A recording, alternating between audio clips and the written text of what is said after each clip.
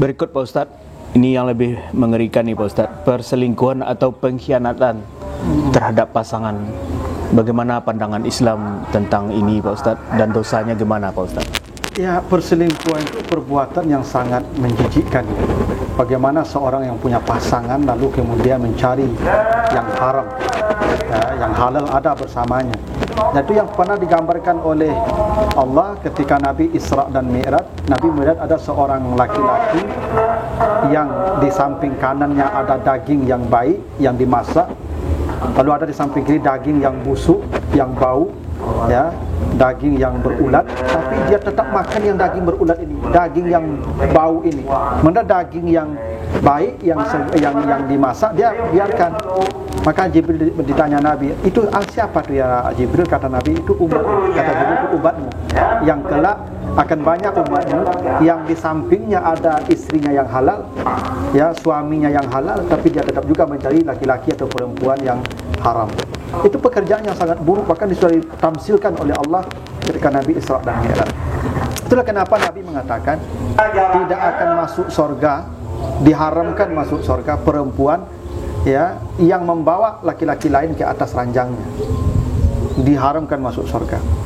Itu kenapa dalam aturan syariat, ya, laki-laki yang punya suami atau punya istri perempuan, ya, laki-laki yang punya istri atau perempuan yang punya suami, kalau dia selingkuh hukumnya satu saja, dirajam sampai mati dua-duanya, dikubur badannya separuh ke dalam tanah, lalu dilempar dengan batu oleh orang lewat sampai mati. Sampai mati. Siapapun yang lewat ambil batu lempar tuh, kubur badannya separuh.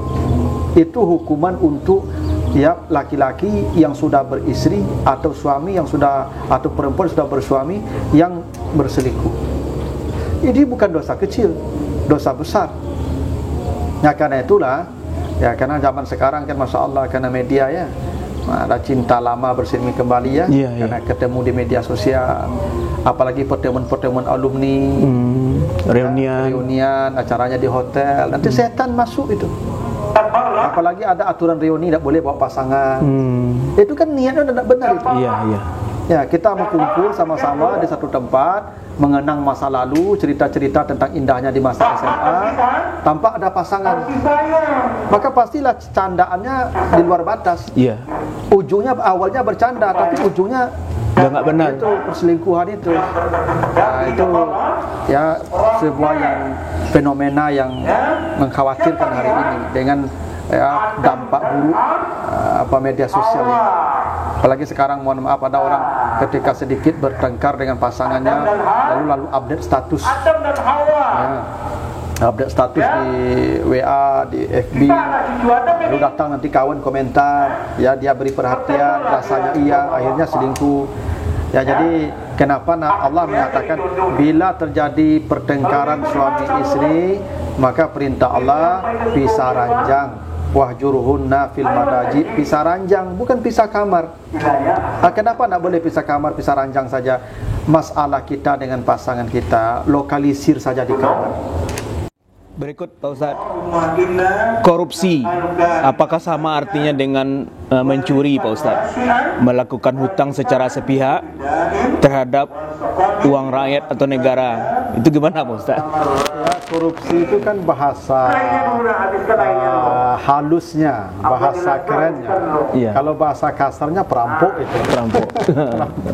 Perampok, pencuri, ya, apalagi maling, ya, maling, ya, koruptor, ya, sama saja, tidak ada bedanya. Intinya mengambil sesuatu yang bukan hak kita. Dan dalam Islam jelas, wasariku wasarikatu, pencuri laki-laki atau perempuan, faqta'u aydiyahuma, potong tangannya. Memang kita kan bukan negara Islam. Alasannya yaitu tapi kalau dipotong tangannya berhenti orang korupsi itu, Pak. Iya, udah Coba pasti. lah tegakkan aja syariat itu kan satu Iya. aja lah contohnya. Kita bikin ya undang-undang sekarang mengikuti Al-Qur'an tadi ya, yang koruptor kita potong tangannya satu saja. Tidak usah semua, potong satu jari saja. Nanti Iya. koruptor lagi potong lagi jari kedua. Iya. Ya, saya yakin berhenti korupsi ini. Iya. Ya, apalagi kalau mau dipotong tangannya ini semua. Ya. Ya memang karena hukum tidak tegak. Ya. Nanti dia korupsi misalnya triliunan, lalu nanti ketangkap, lama lagi ketangkapnya tuh, larinya sana sini dan lolos terus. Iya.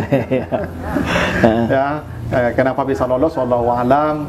Ya, lalu kemudian ditangkap, lalu kemudian di penjara dapat fasilitas seperti hotel lagi, bayar lagi petugas, lalu kemudian sidang, nanti vonis nanti 4 tahun, lalu nanti dapat banding, nah turun lagi 2 tahun, lalu dia di penjara ini dapat fasilitas juga, lalu kemudian dapat remisi tiap tahun atau tiap Dapat contoh yang baik dia, Ustaz. Pakai banyak. Tidak mengerikan korupsi itu. Iya. Orang tidak takut merampok itu. Karena toh tidak ada sesuatu yang ditakutkan juga. Iya. Kan? Habis keluar di penjara dia tenang-tenang saja lagi, uangnya sudah milik dia. Negara tidak bisa lagi ambil kan. Cobalah kalau misalnya semua yang koruptor itu dimiskinkan. Tidak ada satupun aset yang boleh dia punya. Ambil semua asetnya. Jadikan dia gelandangan setelah itu. Ya, jadi negara kita ini negara besar, kekayaan alamnya melimpah, tapi dikuasai segelintir orang dengan cara yang Enggak benar. yang tidak benar itu, dan hukum tidak tegak. Iya. Ya, karena hukum tidak tegak itulah keadilan yang tidak ada, dan ketika keadilan tidak ada, kemakmuran, kesejahteraan juga tidak akan lahir. Oke. Dia berbanding lurus itu. Iya, Yang namanya orang yang selamat, dia punya kekuatan, dia punya kekuasaan, dia selamat di jerat hukum dunia, tidak apa-apa. Hukum akhirat dia akan Pasti. selamat. Pasti dia akan cari semua orang itu. Makanya kata Nabi, ada orang yang bangkrut nanti di akhirat. Dia kasih semua amalnya pada semua orang. Yang hak-hak mereka ambil dulu. Atau kalau tidak ada lagi, dosa orang dibebankan ke semuanya kepadanya. Dilemparkan dia ke neraka.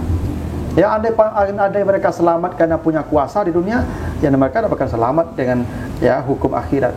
Ya sekarang semua pasti mati. Iya. Dan contoh orang mati itu terlalu banyak. Kecuali tidak ada orang mati, mungkin kita meragukan adanya mati. Iya. Tapi orang mati tiap hari saja bergelimpangan mati itu. Iya. Pada waktunya kita ke situ juga tuh.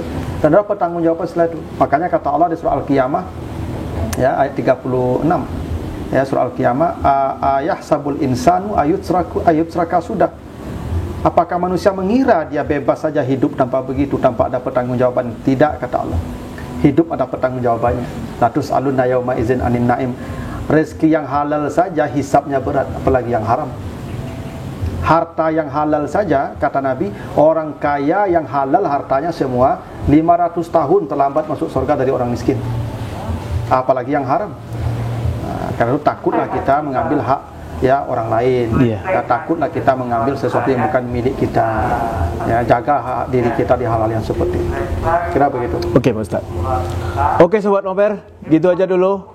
Nanti kita sambung lagi di sesi berikutnya. Terima kasih Pak Ustaz. Lain kali kita ketemu lagi Pak Ustaz. Kita kaji lagi pertanyaan-pertanyaan dari Sobat Nobar. Demikian saja. Wabillahi taufiq wal hidayah. Wassalamualaikum warahmatullahi wabarakatuh. Waalaikumsalam. Bravo Sobat Nobar.